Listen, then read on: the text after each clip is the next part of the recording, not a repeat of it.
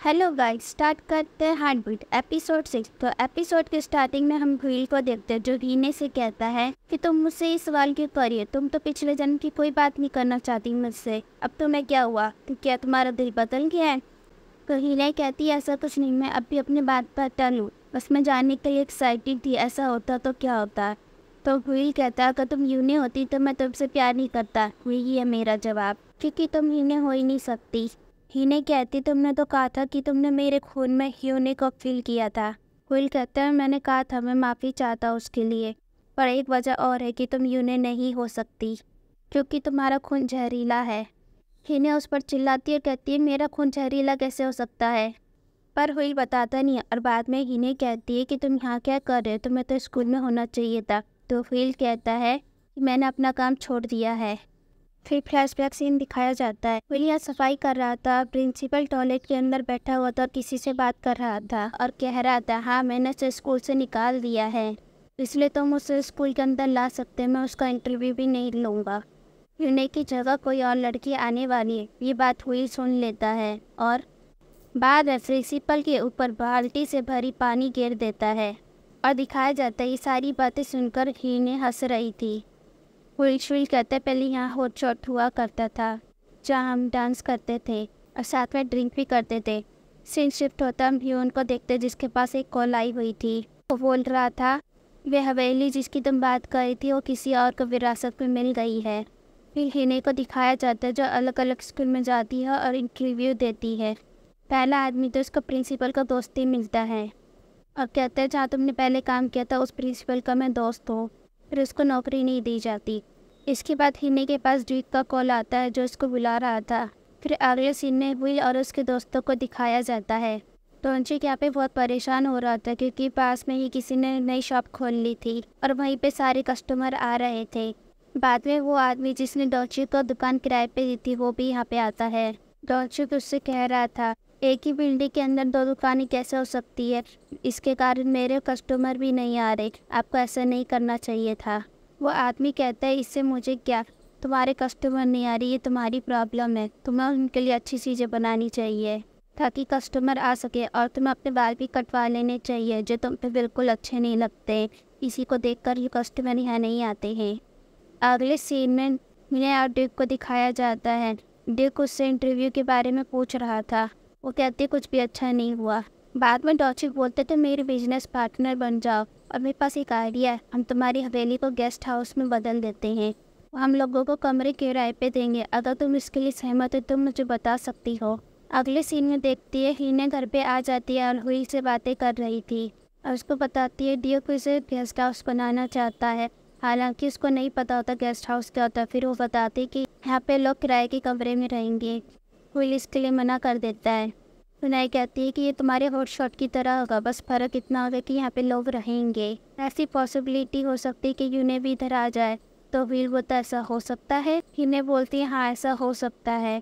अगले सीन में देखते हैं व्हील होशिक के पास आता है और साथ में रोज़ भी होती है। फिर उसको ड्यूक की फ़ोटो देता है और बोलता है इसके बारे में मुझे बताओ, जो कि हमारी हवेली को गेस्ट हाउस में बदलना चाहता है और ये काम वो हीने के लिए कर रहा है।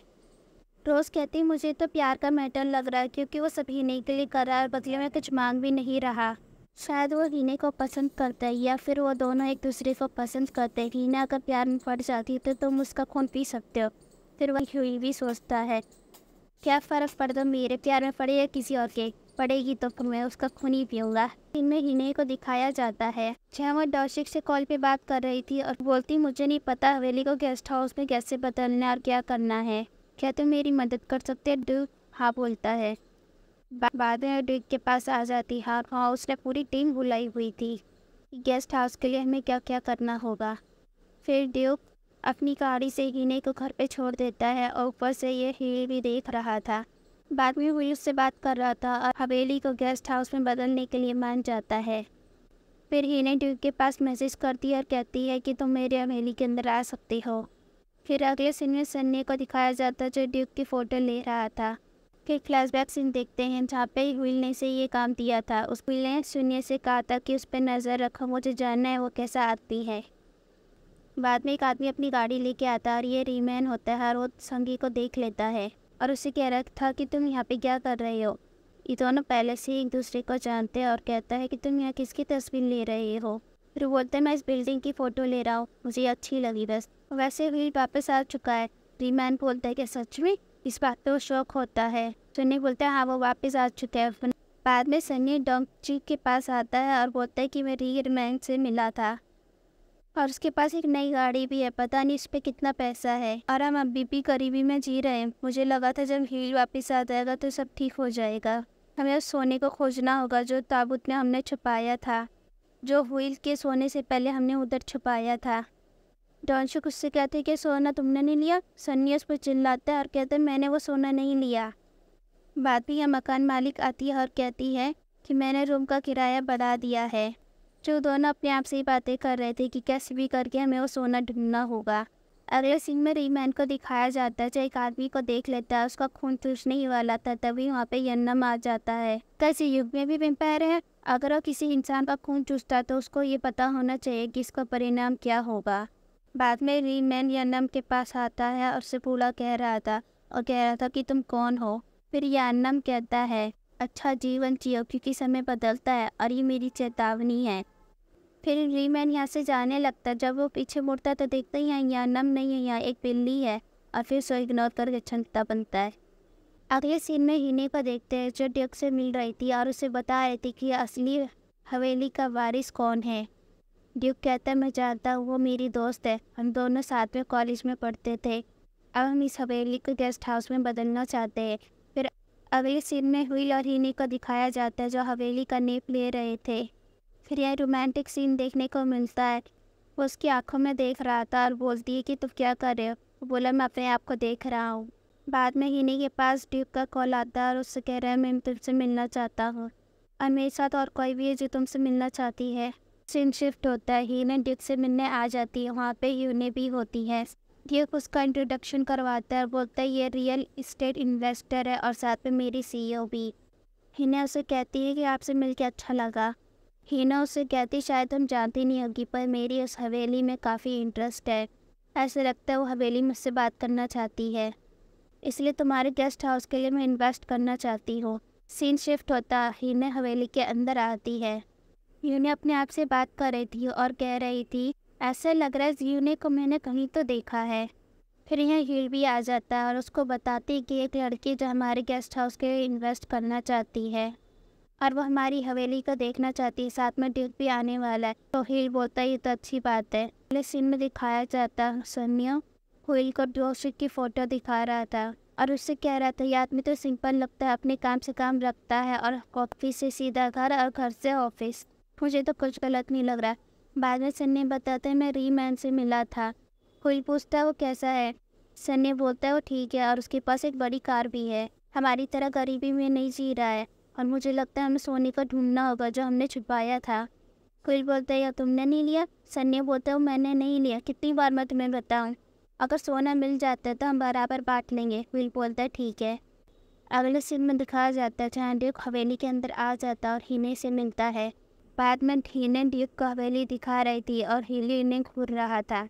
या हिने के बालों में कुछ लग गया था, वो उसे हटा रहा था। फिर बाद में वो चाय बनाने चली जाती है। बाद में दिखाया जाता है व्हील और ड्यूक बात कर रहे थे। ड्यूक उससे पूछता है आखिर तुम्हारा हिने के साथ क्या रिश्ता है। हमने तुम्हें पहले ही बताया था, हमारे पूर्वज एक दूसरे को जानते थे, बस इतना ही।